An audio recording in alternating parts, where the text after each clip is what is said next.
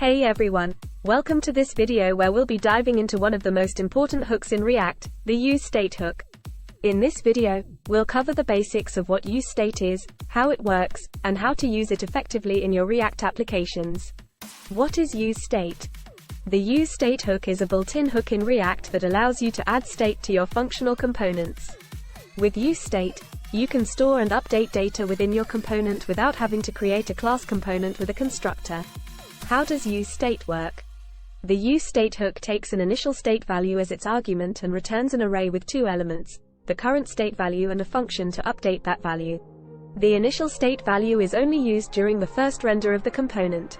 Using useState in your React component to use the useState hook, you simply need to import it from the React library and call it inside your functional component. Then, you can destructure the returned array into two variables, one to hold the current state value and one to hold the update function. Best practices for using useState. One of the most important things to remember when using useState is to never modify state directly.